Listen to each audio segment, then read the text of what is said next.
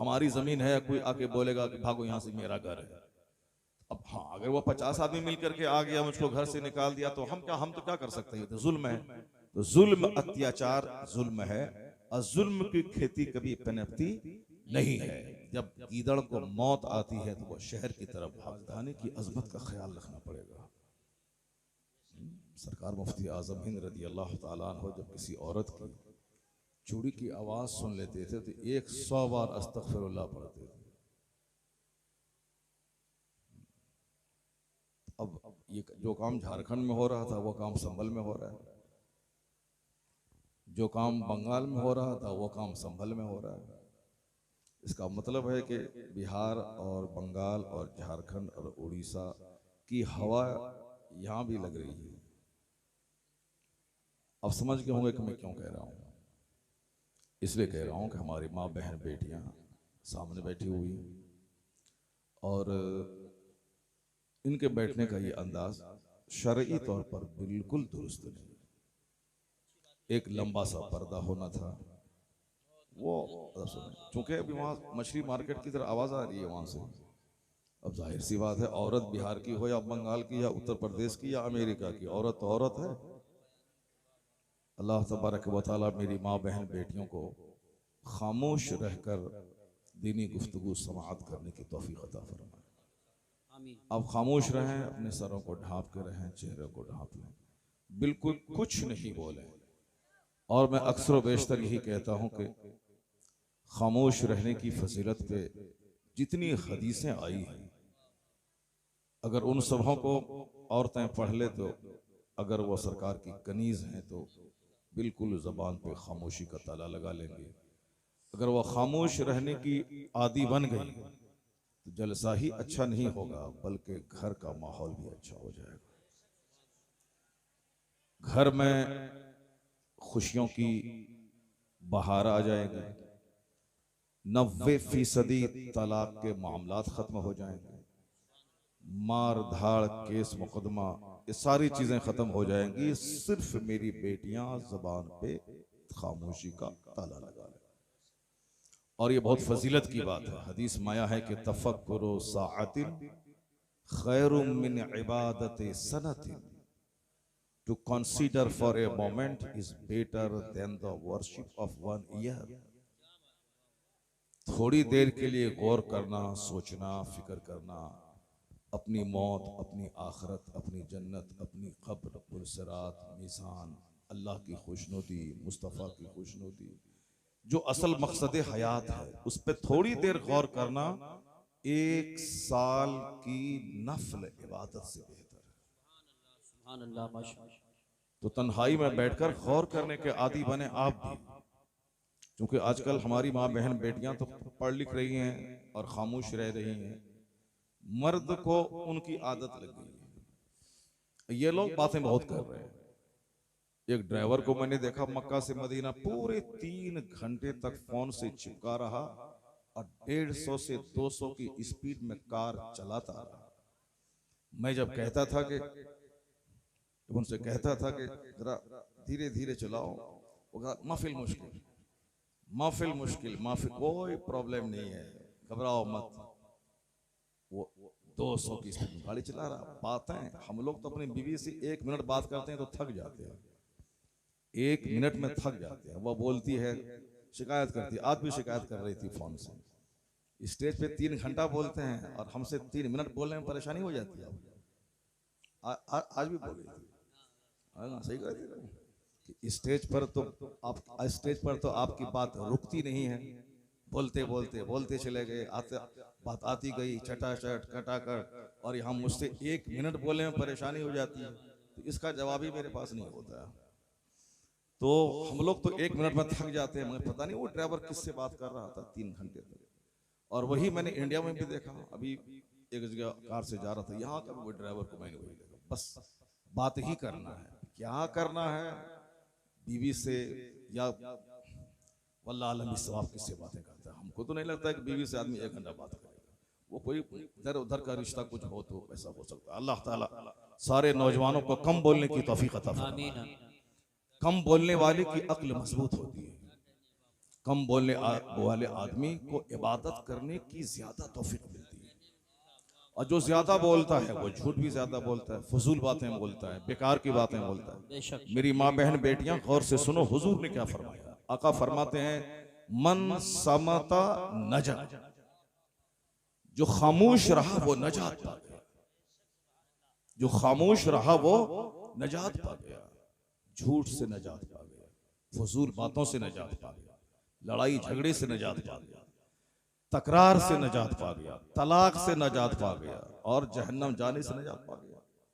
मन समता नजा, सरकार दो जहां अलैहिस्सलाम की बातें इस कदर कंसाइज होती हैं। कंसाइज का मतलब मुख्तसर और उसमें मतालिब का समंदर पीना हो। आका अलैहिस्सलाम की बात है, जिस तरह कुरान शरीफ में है, एक आयत में 1 करोड़ मफहूम पोशीदा है, क्योंकि अल्लाह का कलाम है। यही वजह है कि आज 1400 साल हो गए कुरान पाक पढ़ते पढ़ते कोई उकताता नहीं। जिस तरह अजान सुनते हुए कोई नहीं उकताता है, हाँ जिसका सीना ही दिल ही नापाक है तो वो तो बोलेगा जल्दी अजान खत्म करो, लेकिन जिसका दिल मरा नहीं है, जिंदा है, वो 4 साल की उम्र से अजान सुनता है, 80 बरस में भी अगर अजान को गौर से सुनता है तो बढ़ता हुआ कदम रुक जाता है, आंखों से आंसू के कतरे आ जाते हैं। वो चाशनी, वो मिठास है अजान में, और वह हुस्न है कुरान पाक की समाअत में। चूंकि कुरान पाक हमसे नाजिल हुआ है, इसलिए जब भी कुरान सुने तो आंसू बहाएं, और जब भी कुरान पढ़ें तो भीगी हुई आंखों के साथ पढ़ें। कुरान पाक गम से नाजिल हुआ है। कड़ाके की सर्दी में जब आका अलैहिस्सलाम पे वही नाजिल होती थी, यानी कुरान नाजिल होता था, जिब्रील अमीन आते थे, तो उस वक्त हुजूर की पेशानी में पसीने आ जाते थे। और आया है हदीस पाक में कि वो पसीने के कतरे मोती की तरह चमकते थे सरकार दो जहां। इस कदर वही के नाजिल होते वक्त आका अलैहिस्सलाम को मुशक्कत होती थी, और हुजूर जब भी कुरान पाक पढ़ते थे तो नमाज में आप आंसू बहाते थे। ये तो पढ़ने की बात हो गई, क्योंकि हुजूर पे कुरान नाजिल हुआ, उससे बेहतर तो कोई पढ़ ही नहीं सकता। लेकिन हुजूर की ख्वाहिश थी कि मैं दूसरों से कुरान सुनूं, सुभान अल्लाह, इसलिए कुरान पढ़िए भी और दूसरों से कुरान सुनिए भी। जैसे हम लोग अभी 1 घंटा 2 घंटा कुरान सुनाते हैं, एक आयत पढ़ा, उसका मतलब बयान किया, फिर पढ़ा, फिर मतलब बयान किया। इसको हुस्न के साथ सुने, गम के साथ सुने, कहा नहीं मारना है, ठहाका मार के नहीं हंसना है, बिल्कुल ही जब कुरान सुने सीरियस हो जाए, संजीदा हो जाए। आका अलैहिस्सलाम ने अब्दुल्लाह इब्न मसूद से कहा कि तुम कुरान मुझको सुनाओ। कहा हुजूर आपसे बेहतर कौन कुरान पढ़ सकता है, मगर हुजूर ने कहा कि मैं तुमसे सुनना चाहता हूं। जब अब्दुल्लाह इब्न मसूद रज़ी अल्लाह ताला अन्हु कुरान पाक सुनाने लगे, जब इस आयत पर पहुंचे, वजिअना बिका अला हाउलाए शहीदा, जब इस पर पहुंचे तो हुजूर ने कहा इशारे से कि रुक जाओ, रुक जाओ। अब्दुल्लाह इब्न मसूद मस्त थे सुनाने में, क्यों? उनको सुना रहे थे जिन पर कुरान नाज़िल हुआ, सुभान अल्लाह, माशाअल्लाह, इसलिए बेखुदी में सुना रहे थे। इस आयत पर जहां पहुंचे हुजूर ने मना कर दिया, रुक जाओ। वो रुक गए, और रुकने के बाद जब उन्होंने सर उठा के देखा, सरकार के चेहरे पाक की तरफ देखा, आंखों से आंसू के कतरे रवां थे, आंखों से आंसू के कतरे बह रहे थे। कुरान हुस्न के साथ नाजिल हुआ है, उसको गम के साथ पढ़ा जाए, उसको लहक कर, जिस तरह बहुत सारे हुफाज कराम पढ़ते हैं रमजान में, रमजान के दिनों में लहक कर, स्पीड में, इस कदर के साथ ऐन गैन तालमून या अलमून के सवाब कुछ भी समझ में नहीं आता। ये मजाक है, न पढ़ने वाले को सवाब मिलेगा, न सुनने वाले को सवाब मिलेगा, अलबत्ता गुनाह दोनों को हो जाएगा, क्योंकि गलत कुरान पढ़ना ये हराम है, और उसका सुनना भी गुनाह से खाली नहीं है। इसलिए नहीं मिले हाफिज अच्छा सुनाने वाला, हदर के साथ साफ साफ तजवीद की रियायत करते हुए 10 सूरत की सूरत भी पढ़ लें। आप खत्म कुरान न करें, अगर अच्छा सुनाने वाला हो तो रोजाना 1 पारा सुने, ताकि 30 दिन में 30 पारी खत्म हो जाए। ऐसा नहीं कि 5 दिन सुना और अपने कारोबार में लग गए, कोई जैसे कोई एक ड्यूटी थी उसको निभा दिया। कुरान हुस्न के साथ नाजिल हुआ। मैं सिर्फ कुरान करीम की एक आयत पढ़ता हूं, उस आयत करीमा में क्या कुछ कहा गया है, आपके 5000 सवाल का जवाब इस आयत करीमा में मिल जाएगा। हजारों बातें उसमें पिना है। जो भी एक राइजिंग क्वेश्चन है, जो उठता हुआ सवाल है इस दौर में, अल्लाह की रहमत कहां है। हम लोग पिसे जा रहे हैं पूरी दुनिया में। हिंदुस्तान के तो जर्रे जर्रे से हमको प्यार है, क्योंकि हमारा मुल्क है, यहाँ हम पैदा हुए हैं, यहाँ की मिट्टी से हमारा खमीर बना है। कोई बोले कि साहब तुम्हारा नहीं है, तो ये वो बोले, हमको उससे बहस नहीं है। जो झूठ गलत बात है हम वो सब बात में नहीं पढ़ना चाहते। आदमी को झूठ बात में नहीं पढ़ना चाहिए। अब हमारी जमीन है, कोई आके बोलेगा कि भागो यहाँ से, मेरा घर है। अब हाँ, अगर वो 50 आदमी मिलकर के आ गया, मुझको घर से निकाल दिया, तो हम तो क्या कर सकते हैं। तो जुल्म है, तो जुल्म अत्याचार जुल्म है, और जुल्म की खेती कभी पनपती नहीं है। जब गीदड़ को मौत आती है तो वो शहर की तरफ भागता है। ऐसा नहीं होता है कि हम एक आदमी को 10 आदमी मिलकर के दबा दें, मार दें और हमारा कुछ ना हो और हम तिस्मार खा बन जाएं। ऐसा नहीं होता है। जिसका जाहिर कोई सहारा ना हो उसका खुदा होता है। और अल्लाह तबारक व तआला की कुदरत को सारे लोग देखते होंगे। मैंने भी अपनी मुख्तसर सी जिंदगी में बेशुमार मुशाहिदा किया है। मेरे जो मुशाहिदात और तजर्बात हैं उसकी एक छोटी सी कहानी मैं सुनाता हूँ, गौर से आप सुनेंगे। फिर कुरान शरीफ की एक आयत और हुजूर की 1-2 हदीस, तकरीर मेरी हो जाएगी 1 से लेकर 1.5 घंटे के अंदर में खत्म। फिर फैजी भाई की नात होगी, उसके बाद सलात व सलाम दुआ, अपने घर जाएंगे। आज आप ये मत समझ रहे कि 3 घंटे मौलाना साहब हमको फंसा देगा। नहीं, अब मैंने नहीं किया है। अब मुझको सिर्फ 1 घंटा बोलना है या 1.5 घंटा बोलना है, बस हम मोहम्मद अली फैजी भाई की नसीहत पर अमल करना है। ये हमारा छोटा भाई है, अजीज है, और ये हमको बारहा कहता है कि आप क्यों 3 घंटा बोलते हैं, क्या होने वाला है, अमल लोग करते ही नहीं हैं तो क्या फायदा है।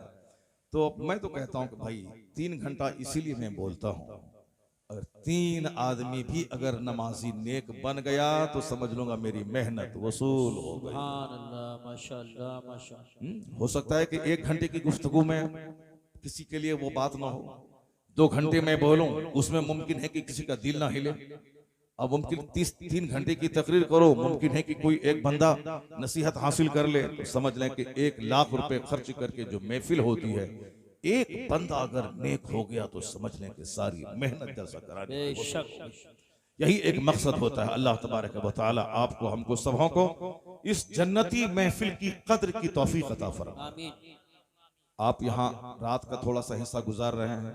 आपके गौसे आजम 40 साल तक इशा की वजू से फजर पढ़ते रहे। अल्लाह, 40 ईयर्स।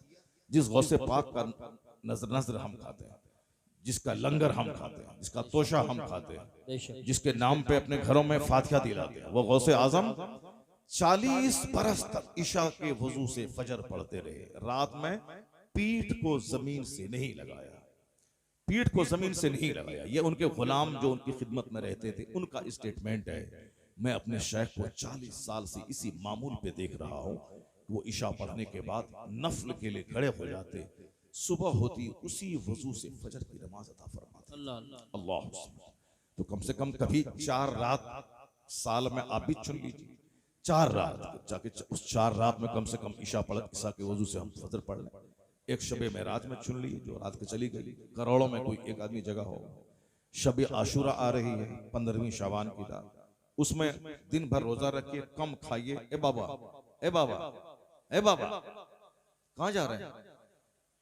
एक मिनट जाओ, उठो मत अभी, हाँ वापस आ जाएंगे। इसलिए कि जन्नती महफिल से जल्दी उठना नहीं चाहिए आदमी को। यहाँ तो सीधा कनेक्शन आसमान से जुड़ गया, रहमतों की बारिश हो रही है। आपने सुनी होगी वो हदीस, सूरह कहफ पढ़ रहे थे एक साहबी, सामने बंधा हुआ घोड़ा उछल रहा था। वो बोला ये घोड़ा उछल क्यों रहा है, कोई सांप काटा, बिच्छू काटा, क्या डंक मारा उसको। जब वहां गया देखा कुछ नहीं, नजर उठा के देखा, ऊपर देखा, जमीन से लेके आसमान तक एक नूर की किंदील लटक रही। सुभान अल्लाह समद।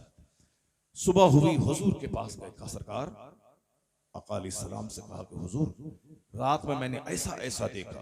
कहा तुम क्या कर रहे थे? कहा हुजूर मैं कुरान पढ़ रहा था। सुभान अल्लाह। कहा कुरान पढ़ते वक्त जो फरिश्ते आते हैं आसमान से सुनने के लिए, वाह वाह ये वही फरिश्तों का हुजूम था जो नूर के हाली की शक्ल में नजर आया। सुभान अल्लाह। अल्लाह सुब्हान। और फिर इंसान नहीं, घोड़ा उछल रहा था। इसका मतलब है कि कुरान पाक सुनकर घोड़ा भी उस तिलावत से महसूस होता है। बेशक। फरिश्तों के नूर को देख के उछल रहा था। तो जिस घर में कुरान पढ़ा जाता है उस घर से बेबरकती खत्म हो जाती है, बेशक। वहां से शैतान भागता है, फरिश्ते आते हैं। और फरिश्ते जहां कदम रख दें